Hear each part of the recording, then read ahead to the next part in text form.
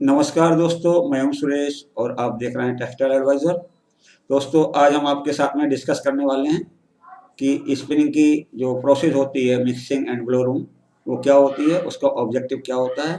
और गाइस, हम आपके साथ में डिस्कस करेंगे कि ब्लो रूम के प्रोसेस पैरामीटर क्या होते हैं, ब्लो रूम में कौन कौन से प्रिकॉशंस लिए जाते हैं, और आपका जो ब्लो रूम लाइन होता है उसके अंदर डिफरेंट डिफरेंट मशीन का सीक्वेंस क्या होता है। तो ये सारे टॉपिक के ऊपर मैं डिटेल में डिस्कस करने वाला हूँ आपसे। इसके पहले कि मैं डिस्कशन शुरू करूँ, मैं आप सभी लोगों से रिक्वेस्ट करूंगा कि आप सभी लोग मेरे चैनल को सब्सक्राइब कर लीजिए, साइड में लगा हुआ बेल आइकन का बटन दबा दीजिए, जिससे कि मेरे आने वाले अपकमिंग वीडियोस के नोटिफिकेशन आप तक पहुंचते रहें। तो गाइस, चलिए डिस्कशन शुरू करते हैं। तो मैं आपको स्टेप बाय स्टेप बताता हूं। तो सारे जो भी मिक्सिंग में कौन कौन से टर्म यूज होते हैं, तो मैं सबसे पहले आपको बताता हूं कि जो ऑब्जेक्टिव होता है ब्लो रूम का वो क्या होता है, मिक्सिंग का ऑब्जेक्टिव क्या होता है, ब्लो रूम का ऑब्जेक्टिव क्या होता है। तो गाइस देखिए, तो सबसे पहले यहाँ पे मिक्सिंग एंड ब्लो रूम, तो एक्चुअल में क्या होता है मिक्सिंग एंड ब्लो रूम। तो गाइस देखिए, the blow room is the first operational assembly of different machine in spinning of yarn which open weed clean the cotton and produce lap or even feed of material for the next process। बिल्कुल simple सा मतलब है कि जो blow room assembly है वो first process होती है, पहली प्रोसेस होती है स्पिनिंग लाइन की।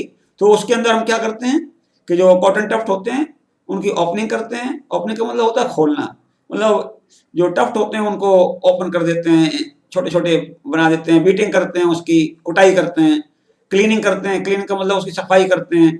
और ये तीनों ऑब्जेक्ट पूरे होते हैं। उसके साथ साथ में क्या होता है कि जो उसका आउटपुट होता है वो या तो लैप होता है या इवन फीड हम तैयार करते हैं ब्लो रूम की सहायता से, जो कि आपके नेक्स्ट प्रोसेस में एज ए इनपुट मटेरियल काम आती है। तो ये तो होती है आपकी मिक्सिंग एंड ब्लो रूम की डेफिनेशन, एक छोटी सी परिभाषा।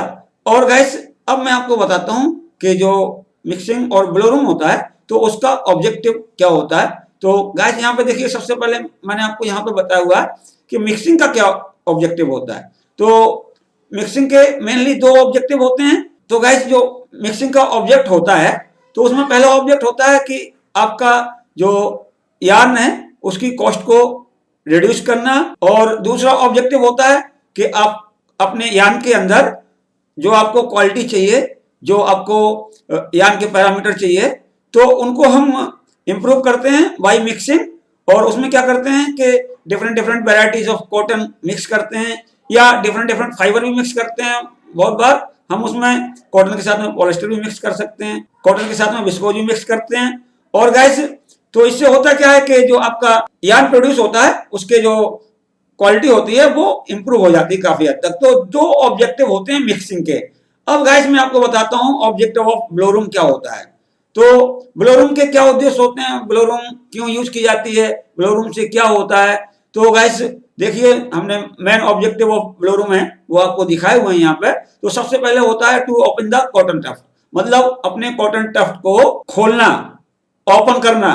और दूसरा होता है टू क्लीन द फाइबर्स। तो गाइस, जो हमारा कॉटन फाइबर होता है उसके अंदर ढेर सारे इंप्योरिटीज होते हैं, जैसे कि उसमें डस्ट होती है, उसमें आपके सीड कोट होते हैं, और उसमें आपकी डर्ट भी होती है, लीफ होता है, स्टेम वगैरह मटेरियल होता है। तो उसको हम क्लीन करने की कोशिश करते हैं थ्रू ब्लो रूम। और गाइस, आपका अगला ऑब्जेक्टिव होता है to remove the dirt and dust from the cotton fibre. तो आप ब्लो रूम के द्वारा जो डर्ट होती है, डस्ट होती है, उसको निकालते हैं।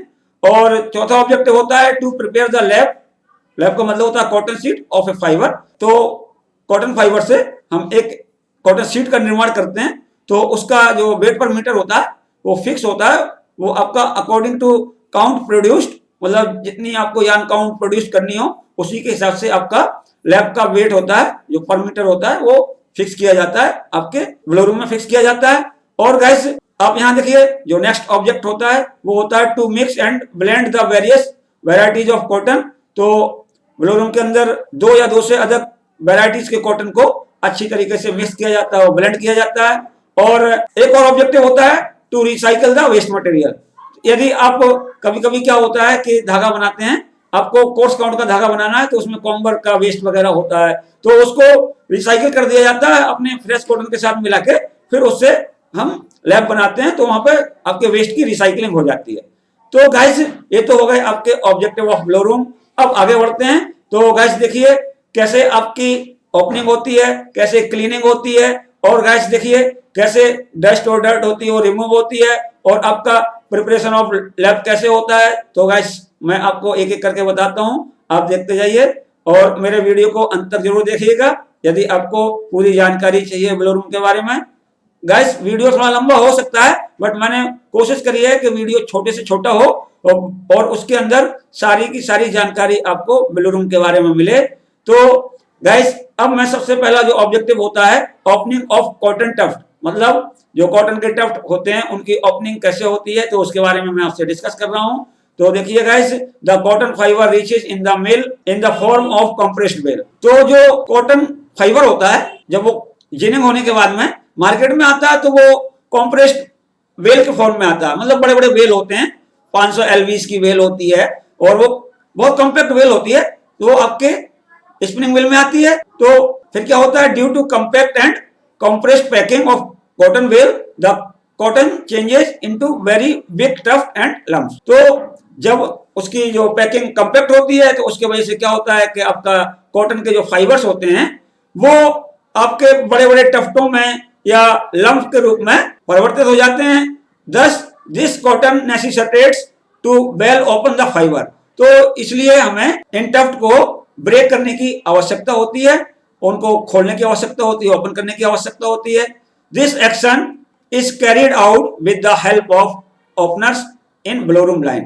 तो गाइस ये जो कॉटन टफ्ट होते हैं तो इनको ओपन करने के लिए, इनको तोड़ने के लिए, ब्रेक करने के लिए ब्लो रूम लाइन के अंदर ओपनर्स का प्रयोग किया जाता है।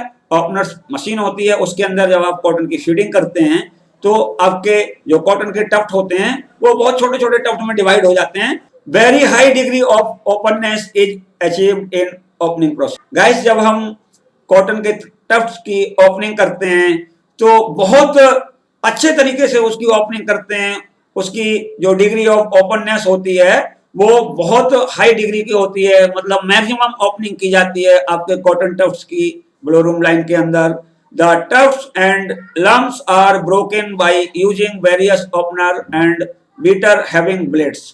तो जब हम फीड करते हैं अपने कॉटन को ओपनर मशीन के द्वारा और फिर पास करते हैं बीटर मशीन के द्वारा, तो उसमें होता क्या है कि ब्लेड्स वगैरह लगे होते हैं, तो उन ब्लेड से आपके कॉटन टफ्ट की बीटिंग होती है और उसकी ओपनिंग होती है। आपका जो बड़ा कॉटन टफ्ट था या कॉटन के लम्प्स वगैरह थे वो ब्रेक होके बहुत छोटे छोटे टफ्ट्स में डिवाइड हो जाते हैं, फाइबर की ओपनिंग अच्छे तरीके से हो जाती है। The smallest possible tuft size is achieved in this process. तो गाइस ये जो ब्लो रूम की प्रोसेस होती है तो उसके द्वारा हमें जो कॉटन टफ्ट का स्मॉलेस्ट साइज ऑफ टफ्ट प्राप्त हो जाता है, मतलब हम अपने बड़े कॉटन टफ्ट को या कॉटन लम्प्स को छोटे छोटे टफ्ट में चेंज कर देते हैं, जितना पॉसिबल हो सकता है उतना छोटा टफ्ट प्राप्त कर लेते हैं। The degree of tuft opening also helps to maximise the cleaning of dirt, dust, broken seed and trash etc। अब गाइस क्या होता है कि जब आपका कॉटन का टफ्ट होता है वो छोटे छोटे पार्टों में बदल जाता है तो आपके मटेरियल की जो सरफेस एरिया होता है वो मैक्सिमम हो जाता है। तो आपका सरफेस एरिया जितना ज्यादा मैक्सिमम होता जाता है उतनी आपको मटेरियल को क्लीन करने के चांसेस बढ़ जाते हैं। तो उससे क्या होता है कि आपका जो कॉटन होता है उसके अंदर जो भी डस्ट है, डर्ट है, ब्रोकन सीड है और ट्रेस वगैरह होता है तो वो उतनी अच्छी तरीके से साफ हो जाता है। अब गाइस आती है आपकी क्लीनिंग ऑफ द फाइबर। तो देखिए क्लीनिंग कैसे होती है मैं आपको बताता हूँ। Since cotton reaches to spinning mills contain many impurities in it. हम जानते हैं कि जब हमारा कॉटन पहुंचता है स्पिनिंग मिल्स के अंदर तो उसके अंदर ढेर सारी इम्प्योरिटीज होती हैं, so that it require to clean perfectly during spinning. इसलिए हमें इस कॉटन को साफ करने की आवश्यकता होती है, क्लीन करने की आवश्यकता होती है। This is well known fact that impurities may be eliminated from the surface of the material only। Guys ये एक तरीके से आप फंडा कह सकते हैं इसको, ये मतलब यूनिवर्सल ट्रूथ है ये कि हम जब सफाई करते हैं किसी चीज की तो क्या होता है कि आप सरफेस के ऊपर से तो क्लीनिंग कर सकते हैं, और अब टफ्ट के इनसाइड आप कोई क्लीनिंग करने में कामयाब नहीं हो सकते हैं। तो हम ये मान के चलते हैं कि जितनी आपका कॉटन टफ्ट है, छोटे छोटे जितने छोटे छोटे स्मॉल टफ्ट में परिवर्तित हो जाएगा, चेंज हो जाएगा, उतनी आपके मटेरियल की क्लीनिंग अच्छी होगी। The surface area of material is increase up to optimum level by opening process. तो हम क्लीनिंग करने के लिए सबसे पहले अपने मटेरियल का जो सरफेस एरिया होता है उसको मैक्सिमाइज कर देते हैं, मतलब मैक्सिमम लेवल तक हम बढ़ा देते हैं through opening process. Blow room assembly does not remove full impurities. हम ये भी जानते हैं कि ब्लो रूम असेंबली से हम कंप्लीटली जो कॉटन की इम्प्योरिटीज होती हैं उनको समाप्त नहीं कर पाते हैं। It eliminates 40% to 70% impurities from the cotton. हम ब्लो रूम से सिर्फ 40 से लेकर 70% तक ही इम्प्योरिटीज को एलिमिनेट कर पाते हैं। Cotton contains almost 18% trash. Cotton के अंदर 18% ट्रेस होता है। During the cleaning the fibre are also eliminated with trash and foreign material. तो गाइस जब क्लीनिंग होती है तो उसमें क्या होता है कि आपके कॉटन में जो ट्रेस परसेंटेज होता है, ट्रेस की मात्रा होती है, वो प्रेजेंट होती है, वो तो रिमूव होती ही होती है साथ में। और उसके साथ में क्या होता है कि जो फॉरेन मटेरियल होता है जैसे डस्ट है, डर्ट है, वो सब एलिमिनेट होती है। और उसके साथ साथ में हमारे फाइबर्स वगैरह होते हैं, गुड फाइबर होते हैं, वो भी रिमूव होते हैं, लेकिन उनकी मात्रा कम होती है, लेकिन रिमूव होते हैं। The amount of removed waste is observed and this waste is analyzed to find the waste composition। तो गाइस ब्लो रूम से जब आपका वेस्ट निकलता है तो होता क्या है कि आपके अच्छे फाइबर भी चले गए, उसमें आपका जो ट्रेस था वो भी चला गया, डर्ट डस्ट था सब चली गई, बाहर निकल गई, उसके साथ में फाइबर भी बाहर निकल गए। तो फिर हम क्या करते हैं कि उसके बाद में फिर हम चेक करते हैं जो हमारा वेस्ट निकला है उसको हम एनालिसिस करते हैं कि इसके अंदर ब्रोकन शीट कितने हैं परसेंट में, अच्छे फाइबर गुड फाइबर कितने गए हैं, डस्ट कितनी है, तो ये सब हम चेक करते हैं। इसके बाद में the cleaning efficiency of process is determined with the help of recorded data. तो ट्रेस एनालिसिस के बाद में जो डेटा हमें प्राप्त होते हैं उनकी सहायता से हम अपनी मशीन की क्लीनिंग एफिशिएंसी कैलकुलेट करते हैं। It should always keep in mind that we have to increase the cleaning efficiency up to optimum level, not up to maximum level. तो गाइस ये चीज हमें अपने दिमाग में हमेशा रखनी चाहिए कि जब हम किसी मशीन की क्लीनिंग एफिशिएंसी निकाल रहे हैं तो यदि आपकी क्लीनिंग एफिशिएंसी मैक्सिमम आ जाती है तो उसका मतलब ये नहीं है कि आपकी क्लीनिंग बहुत अच्छी हो गई। उसमें ऐसा भी हो सकता है कि आपके जो गुड फाइबर्स हैं उसकी मात्रा ज्यादा बाहर चली गई साथ में ट्रेस के। तो गाइस हमें क्या करना है कि अपनी जो क्लीनिंग एफिशिएंसी है उसको ऑप्टिमाइज करना है, मतलब मैक्सिमम जहां तक संभव हो सके, बट उसको मैक्सिमाइज नहीं करना है।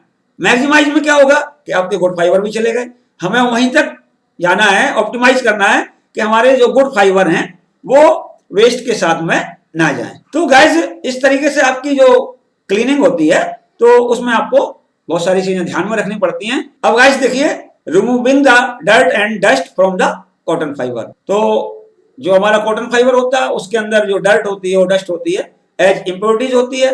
तो वो क्या होती है कि फॉरेन इम्प्योरिटीज होती है, मतलब बाहरी कंटामिनेशन मान लीजिए उसको, बाहर से कुछ चीजें मिल जाती हैं जैसे कि मिट्टी की डस्ट मिल गई, प्लांट के लीफ भी होते हैं, स्टोन भी हो सकते हैं आपके, और आयरन पार्टिकल भी हो सकते हैं, पॉलीथीन शीट भी होती है, कभी कभी जो पीपी शीट होती है जिससे कि आप कॉटन की पैकिंग करते हैं वो भी कभी कभी मिल जाती है, और जो वर्ड्स फीदर भी मिल जाते हैं, मतलब पक्षियों के पंख भी मिल जाते हैं उसके अंदर। तो ये सारे बहुत सारे फॉरेन इम्प्योरिटीज होते हैं, देख लीजिए गाइस। फॉरेन इम्प्योरिटीज उसमें क्या होता है, leaf, stone, iron particle, polythene sheet, fibre of PP packing, feathers of word and colored fibers are removed from the cotton during opening and beating operation।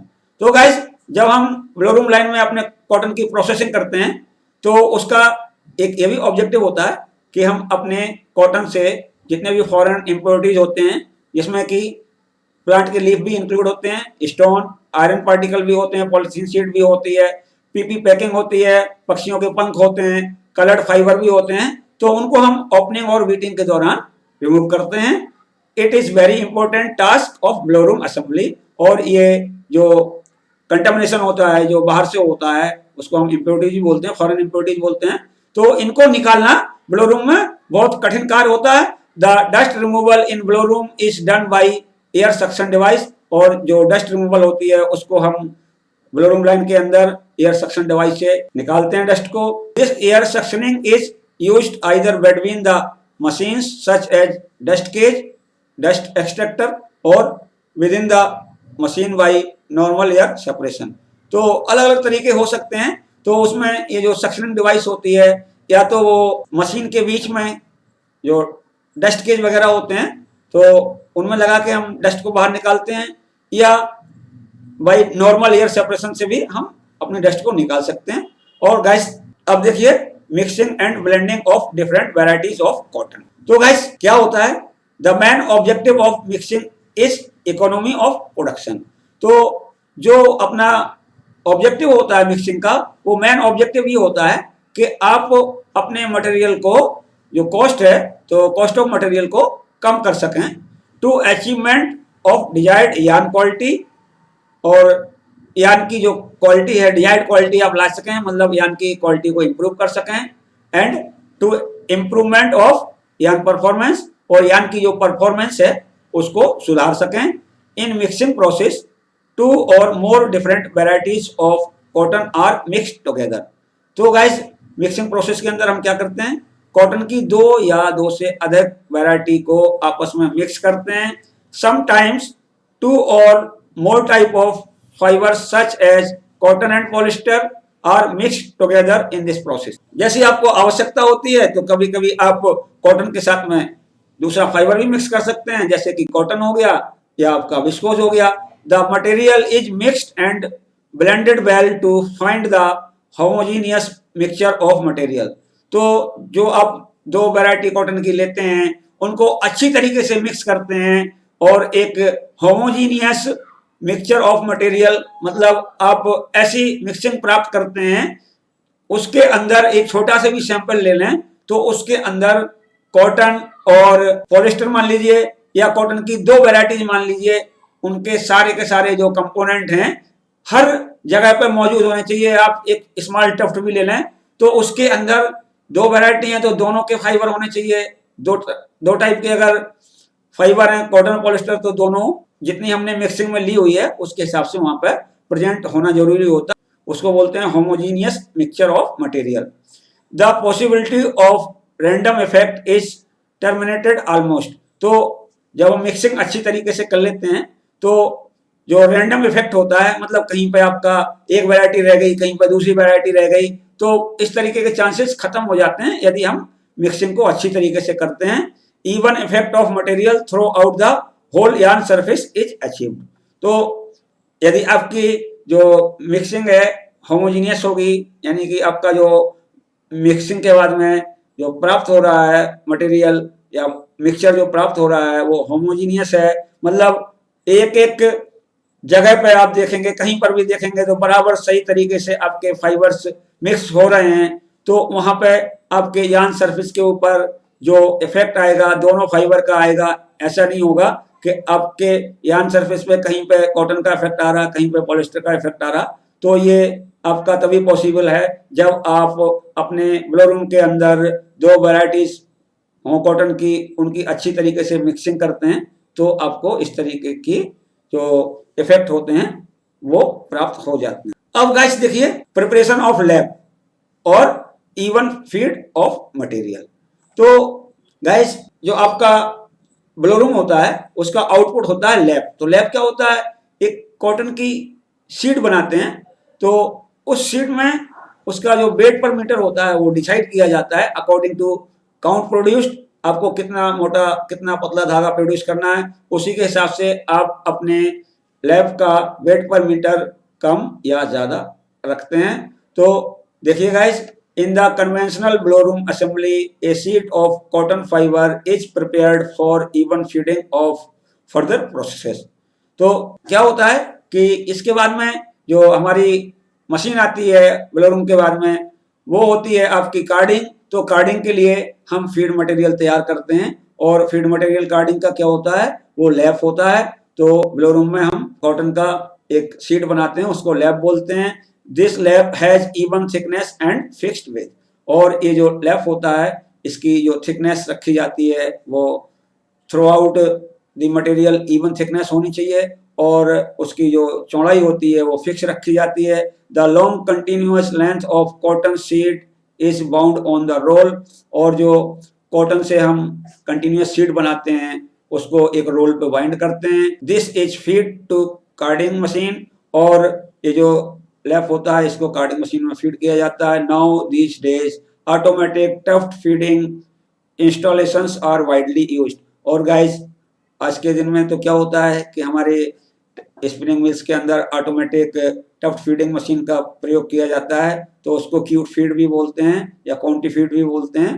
तो उसकी सहायता से हम ब्लो रूम से डायरेक्ट कार्डिंग मशीन को supply देते रहते हैं कॉटन की। अब गाइस देखिए, standard requirement of blow room line assembly. मतलब जो ब्लो रूम लाइन की असेंबली होती है उसके लिए स्टैंडर्ड क्या क्या रिक्वायर होते हैं, तो वो मैंने नीचे दिखाए हुए हैं, आप देख लीजिए गाइस। तो पहला रिक्वायरमेंट होता है मैक्सिमम वर्किंग एफिशिएंसी। मतलब ब्लो रूम की जो वर्किंग एफिशिएंसी, हम ये मानकर चलते हैं कि मैक्सिमम होनी चाहिए वर्किंग एफिशिएंसी। और जो दूसरी चीज होती है आपकी द कॉस्ट इफेक्टिव ऑपरेशन। आपका जो ऑपरेशन होता है या जो आपकी मशीन चलती है तो उसकी ऑपरेशन कॉस्ट मतलब कम होनी चाहिए। Ability to fit in maximum dimension. और जो आपका ब्लो रूम लाइन है वो बहुत सारे डायमेंशंस में या मैक्सिमम डायमेंशंस में फिट होना चाहिए। मतलब ये है मैक्सिमम डायमेंशन से कि आप उसके अंदर डिफरेंट डिफरेंट स्टेपल लेंथ के फाइबर चला सकें कॉटन के, और डिफरेंट डिफरेंट टाइप के फाइबर को हम प्रोसेस कर सकें ब्लो रूम लाइन से। और आप देखिए मैक्सिमम सेफ्टी, तो हमारे ब्लो रूम लाइन में जो सेफ्टी है वो अधिक से अधिक होनी चाहिए। और इजी ऑपरेशन, तो जो हमारा मशीन का ऑपरेशन है वो सिंपल होना चाहिए, इजी होना चाहिए। और मिनिमम मेंटेनेंस, तो मशीन इस तरीके की होनी चाहिए कि हमारी मशीन में मेंटेनेंस कम से कम आए, मतलब तोड़ फोड़ कम से कम हो। मिनिमम मेंटेनेंस कॉस्ट होनी चाहिए। गुड सेटिंग स्टेबिलिटी होनी चाहिए। मतलब जो मशीन की सेटिंग की स्टेबिलिटी होती है उसका मतलब ये होता है कि हमने उसको एक बार सेट कर दिया तो वो ड्यूरिंग रनिंग वो डिस्टर्ब ना हो। यदि आपकी डिस्टर्ब होगी तो आपका जो प्रोडक्शन है उसके अंदर क्या होगा, वेरिएशंस बहुत आएंगे। तो आपकी सेटिंग स्टेबिलिटी बहुत जरूरी होती है कि वो ज्यादा से ज्यादा हो, अच्छी से अच्छी हो। और रिप्रोड्यूसेबल मशीन सेटिंग, हमारी जो मशीन है उसकी जो सेटिंग्स है वो रिप्रोड्यूसेबल होनी चाहिए। मतलब आप किसी भी काउंट पे वहाँ पे प्रोसेस कर रहे हैं तो उसको कम कर दिया, फिर दूसरी पे ज़्यादा करना है तो ज़्यादा कर दिया। तो इस तरीके से हमारे सारे सेटिंग्स हैं वो एडजस्टेबल होने चाहिए। तो गाइज, ये तो मैंने आपको अभी ब्लो रूम के बारे में डिफरेंट डिफरेंट जो उसके ऑब्जेक्टिव्स थे उनको हमने अच्छी तरीके से डिटेल में एक्सप्लेन किया है। अब गाइज मैं आपको बताता हूं कि जो ब्लो रूम लाइन असेंबली होती है तो उसके अंदर सीक्वेंस ऑफ मशीन्स क्या होता है, मतलब कौन कौन सी मशीन को यूज करते हैं और किस सीक्वेंस में उनको प्लेसमेंट करते हैं। तो गाइस देखिए यहाँ पे sequence of different machines in blow room line assembly. मतलब ब्लो रूम लाइन असेंबली के अंदर आप मशीन का क्या सीक्वेंस रखेंगे। तो गाइस देखिए, देयर इज नो स्टैंडर्ड और universal rule of different machine sequence. तो हमारी स्पिनिंग मशीन के अंदर जो ब्लो रूम लाइन असेंबली होती है उसके अंदर मशीन का सीक्वेंस कोई ऐसा स्टैंडर्ड कोई फॉर्मूला नहीं है, ना ही कोई यूनिवर्सल रूल होता है इसका। The various type of machines are arranged in blow room line according to requirement. तो जैसा हमें रिक्वायरमेंट होता है उसी के हिसाब से हम ब्लो रूम लाइन के अंदर number of beaters, number of openers, तो हम सेलेक्ट करते हैं किस टाइप का ओपनर चाहिए, किस टाइप का बीटर चाहिए, कितने चाहिए, किसको कहां पे प्लेस करना है, वो सारा का सारा आप रिक्वायरमेंट के हिसाब से ही लगाएंगे। तो रिक्वायरमेंट में बहुत सारी चीजें आती हैं, उनको हम नीचे डिस्कस करेंगे। अभी all these machines are connected by transport duct. और ये जो सारे के सारे मशीन्स होते हैं ब्लो रूम लाइन के अंदर वो सारे के सारे ट्रांसपोर्ट डक्ट से कनेक्ट होते हैं। The machines are placed in such a manner that every machine gives maximum efficiency in the blow room line. तो जब हम मशीनों को कनेक्ट करते हैं एक दूसरे से और उनका सीक्वेंस डिसाइड करते हैं तो हम हमेशा ध्यान रखते हैं कि मशीन का प्लेसमेंट ऐसा हो, मशीन का सीक्वेंस ऐसा हो, उससे हमें प्रत्येक मशीन की मैक्सिमम इफिशियंसी प्राप्त हो सके ब्लोरूम प्रोसेस के दौरान। The decisive factor influencing the machine sequence in the blow room line assembly are given below.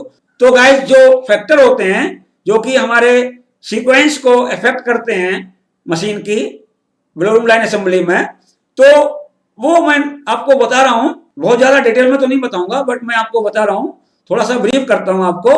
तो उन्हीं के माध्यम से आप डिसाइड करते हैं कि हमारे ब्लोरूम लाइन के अंदर कितने मशीन होने चाहिए, कौन से मशीन होने चाहिए, कौन से मशीन को कहां लगाना है, वगैरह वगैरह। तो गाइस देखिए कौन कौन से फैक्टर होते हैं।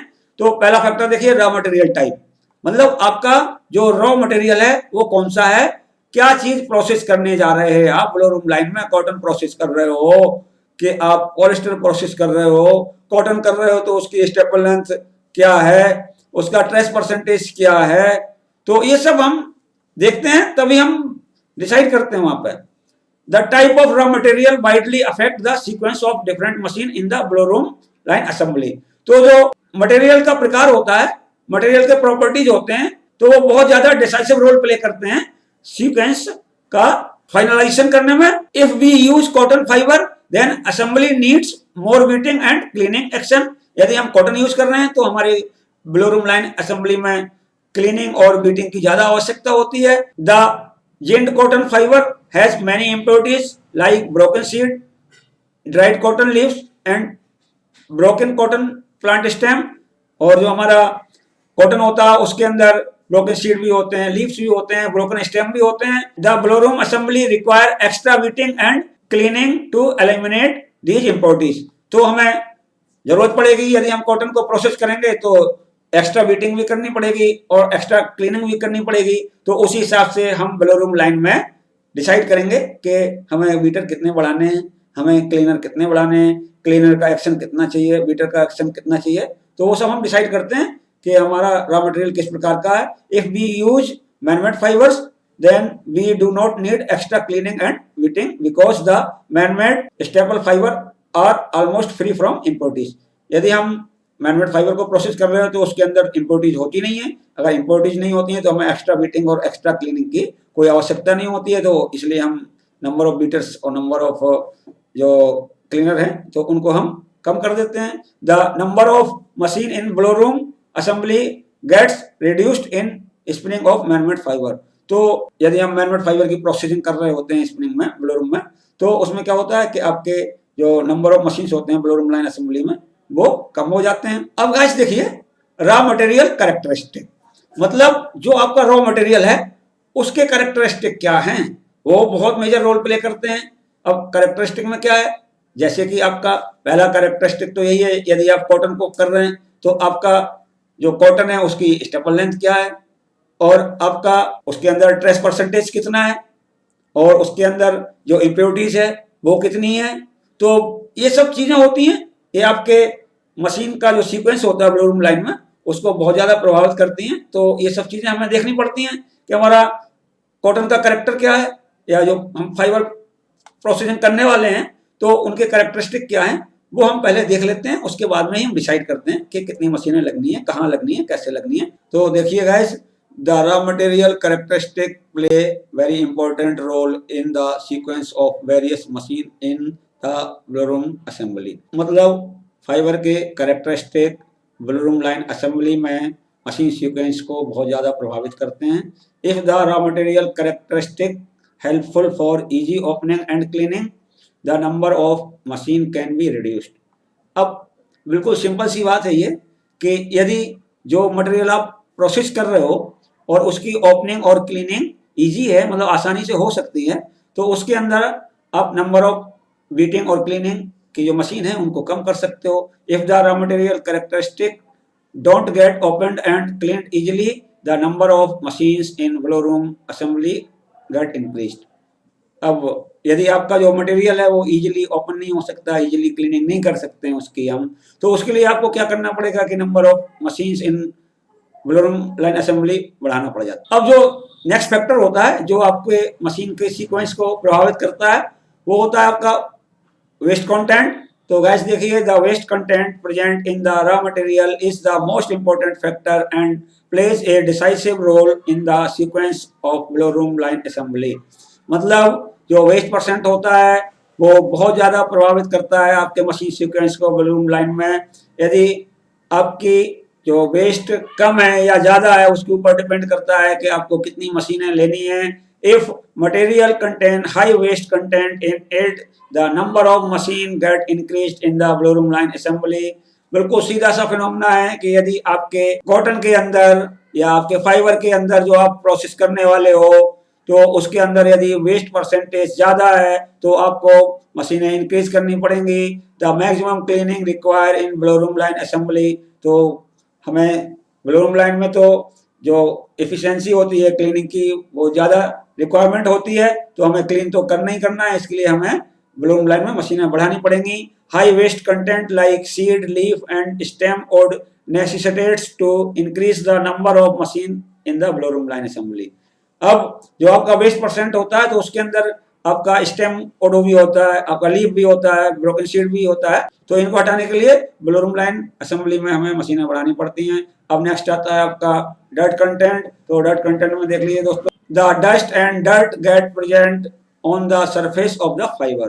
तो जो डर्ट और डस्ट होती है वो फाइबर के सरफेस पे मौजूद रहती है। The maximum opening help to increase the degree of elimination of dirt and dust from the material.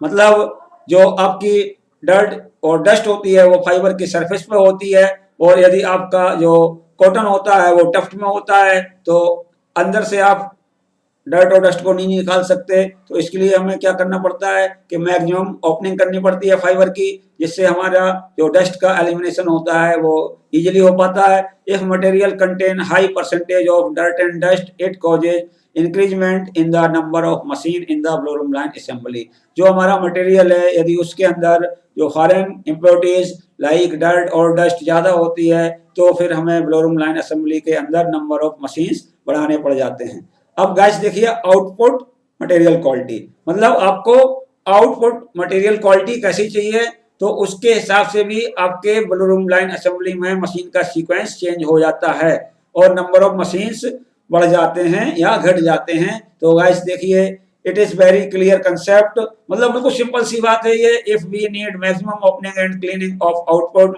The number of machines in blow room assembly get increase. बिल्कुल सिंपल सा फिनोमेना।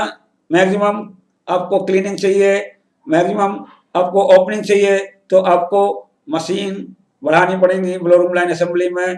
इसमें कहीं पे कोई डाउट नहीं होता है गाइस। ये भी एक रीजन होता है जो आपके मशीन सीक्वेंस को प्रभावित करता है कि आपके जो ब्लेंड के अंदर क्या क्या है, क्या क्या आप मिक्स कर रहे हो, तो उससे भी आपके जो number of machine in blow room line assembly और उनका जो सीक्वेंस होता है वो प्रभावित होता है। तो गाइस अब मैं आपको बताता हूं, एक जनरल सीक्वेंस बता रहा हूं, ये हार्ड एंड फास्ट नहीं होता, कहीं पे मैं ऊपर आपको बता चुका हूं। आप जरूरत के अनुसार आप मशीन का सीक्वेंस चेंज कर सकते हैं, कौन सी मशीन आगे रखनी, कौन सी पीछे रखनी, बीटर कितने रखने, क्लीनर कितने रखने हैं, वगैरह वगैरह, तो आप वहां पे चेंज कर सकते हैं। तो गाइज मैंने यहाँ पे ब्लो रूम लाइन असेंबली में एक फ्लो चार्ट बताया हुआ मशीन का कि आप मशीन का सीक्वेंस कैसे रखेंगे। तो गाइस देखिए, जो आपका कॉटन आता है तो वहां पे सबसे पहले होता है आपका प्री ओपनर, और प्री ओपनर के बाद में फिर आपका प्री क्लीनर होता है। तो इसके बाद में फिर आपकी मिक्सिंग होती है, मिक्सर 1, इसके बाद में फिर मिक्सर 2। गाइस इसके बाद में फिर क्या होता है, फाइन क्लीनिंग होती है, फाइन क्लीनर लगाया जाता है। इसके बाद में यहाँ पे आपका कंटामिनेशन डिटेक्टर होता है, तो यहाँ से आप कंटामिनेशन को डिटेक्ट करते हैं। जैसे कोई आपका डाइट फाइबर चला गया या कोई पॉलीथीन या पीपी शीट वगैरह चली जाती है तो उसको आइडेंटिफाई करता है। और यहाँ पे डी डस्टिंग मशीन होती है इसके बाद में आपका यहाँ पे कंडेंसर होता है, और कंडेंसर के बाद में गाइस देखिए यहाँ पे कंटिन्यूअस फीडिंग मशीन। तो आपकी या तो यहाँ पे लैब बन जाएगा, या आप जो क्वांटी फीड होती है, या आपका जो समझ लीजिए एक क्यूट फीड वगैरह भी बोलते हैं उसको, तो उसमें आपका ये चला जाता है। तो इस तरीके से आपका जो सीक्वेंस होता है ब्लो रूम लाइन असेंबली में मशीन का, वो मैंने आपको बताया, ये जनरल सीक्वेंस है, ये हार्ड एंड फास्ट नहीं होता है, तो इसका आप ध्यान रखिएगा। अब गाइस मैं आपको बताता हूं कि जो ब्लो रूम लाइन असेंबली होती है उसके प्रोसेस पैरामीटर क्या क्या होते हैं। process parameters in blow room line assembly. तो गाइस देखिए, the ginned cotton always contain trace and dust particle. तो जो जिंट कॉटन होता है उसके अंदर ट्रेस भी होता है और डस्ट पार्टिकल भी होते हैं।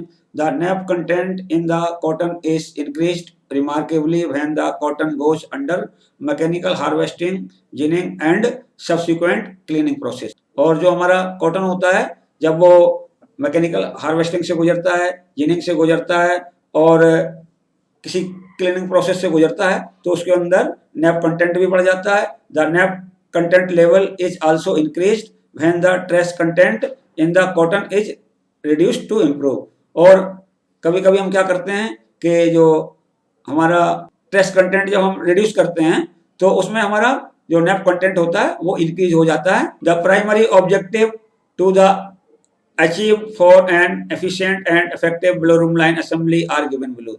तो हमने एफिशिएंट और effective blow room line assembly के कुछ ऑब्जेक्टिव नीचे दिए हुए हैं, तो आप उनको देख सकते हैं गाइस। पहला जो ऑब्जेक्टिव होता है तो देखिए, the fibre tuft should be as small as possible. मतलब ब्लो रूम लाइन में जो हमारे फाइबर टफ्ट हैं तो आफ्टर प्रोसेसिंग क्या होना चाहिए कि स्मॉलेस्ट पॉसिबल होने चाहिए, मतलब सबसे छोटे टफ्ट हो जाने चाहिए। The fibre tuft should be free from impurities and be clean. हमारे जो फाइबर के टफ्ट हैं वो इम्प्योरिटीज से फ्री होना चाहिए, उनमें कोई इम्प्योरिटीज नहीं होनी चाहिए जहां तक हो सके, और क्लीन भी होने चाहिए। The tuft should be evenly mixed and blended. The tuft should be evenly mixed and blended. जो टफ्ट हैं उनके अंदर यदि दो वेराइटीज कॉटन की मिलाई जा रही हैं तो उनकी जो मिक्सिंग होनी चाहिए वो होमोजीनियस होनी चाहिए और ब्लेंडिंग परफेक्ट होनी चाहिए। The material after mixing and blending should be homogeneous. तो मिक्सिंग के बाद में जो भी आउटपुट मिलता है हमें वो होमोजीनियस मटेरियल होना चाहिए। The fibre should not be ruptured during opening and cleaning. और ब्लो रूम लाइन असेंबली में प्रोसेसिंग के दौरान हमारे फाइबर को कोई नुकसान नहीं पहुंचना चाहिए। There should be minimum amount of good fibre in the blow room line assembly waste. तो गाइस ये बहुत इंपॉर्टेंट है कि जो हमारा ब्लो रूम लाइन असेंबली होता है तो प्रोसेसिंग के दौरान उसमें जो वेस्ट निकलता है उसके अंदर जो गुड फाइबर हैं उनकी परसेंटेज मिनिमम होनी चाहिए। The all above objectives in the blow room assembly are achieved by pre-opening, pre-cleaning, mixing, blending, fine opening, dust elimination, even and continuous feeding to next process। तो ये जो सारे हमने objective बताए तो ये सारे जो अचीव किए जाते हैं वो प्री ओपनिंग हो गई, प्री क्लीनिंग हो गई, मिक्सिंग, ब्लेंडिंग वगैरह, तो उसके द्वारा हम सारे ऑब्जेक्ट अचीव करते हैं। गाइस अब एक चीज और है तो मैं आपको बता देता हूँ, क्लीनिंग एफिशिएंसी। तो क्लीनिंग एफिशिएंसी ऑफ मशीन क्या होती है गाइस, देख लीजिए। Cleaning efficiency of machine is the ratio of trash removed by machine to that of total trash feed to machine expressed in the term of percent. तो guys मैंने यहाँ पे formula दिया हुआ है क्लीनिंग एफिशिएंसी निकालने का। तो इस फॉर्मूले की सहायता से आप अपनी मशीन के अंदर जो मशीन है उसकी क्लीनिंग एफिशिएंसी इजीली कैलकुलेट कर सकते हैं। Cleaning efficiency is equal to trash in feed percent minus trash in delivered percent divided by trash in feed percent into 100। तो गाइस इसके आधार पे आप निकाल सकते हो आप अपने मशीन की क्लीनिंग एफिशिएंसी। अब गाइस नीचे मैंने कुछ बेसिक पैरामीटर्स दिए हैं जो ब्लो रूम लाइन में कंसीडर किए जाते हैं, तो वो देख लीजिए गाइस। तो number of opening machines, type of beater, type of beating, beater speed, setting between feed roller and beater, production rate of each individual machine, production rate of complete line assembly, thickness of feed मतलब lap, density of feed or lap, micronear value of fiber, size of the flock in the feed, type of clothing on the beater, point density of clothing, type of grid and grid setting, airflow through the grid, position of the machine in the sequence, amount of trace in the material means trace percent, type of trace in the material मतलब trace composition क्या है आपका, environmental condition means temperature क्या है, relative humidity क्या है आपके department की। तो ये सारे बेसिक पैरामीटर होते हैं, तो इनको आप ब्लो रूम लाइन असेंबली में कंसीडर करते हैं जिससे कि आपकी जो ब्लो रूम लाइन मशीन की जो इफिशियंसी होती है वो ऑप्टिमाइज होती है तो इन सब चीज़ों को देख के ही आप ब्लोरूम लाइन असेंबली में मशीन का सिलेक्शन करते हैं और मशीन का सीक्वेंस डिसाइड करते हैं, और जो आपका आउटपुट मटेरियल होता है उन सबको इस जो पैरामीटर है वो बहुत इफेक्ट करते हैं। तो गाइस मैं समझता हूँ कि मैंने आपको जो डिटेल बताई है ब्लोरूम लाइन के बारे में आपको अच्छे तरीके से समझ में आई होगी। और गाइस यदि आपको कहीं पर कोई भी प्रॉब्लम होती है तो आप कमेंट बॉक्स में जाके मुझसे पूछ सकते हैं। गाइस देख के बताइएगा मेरा वीडियो कैसा लगा। यदि आपको मेरा वीडियो अच्छा लगे तो लाइक का बटन दबाएं, दोस्तों में शेयर करें। और गाइस अभी तक आप वेट कर रहे हैं तो आप प्लीज़ मेरे चैनल को सब्सक्राइब कर लीजिए और साइड में लगा हुआ बेल आइकन का बटन दबाइए, जिससे कि मेरे आने वाले अपकमिंग वीडियोज़ के नोटिफिकेशन आप तक मिलते रहें। मिलते हैं नेक्स्ट वीडियो में। धन्यवाद।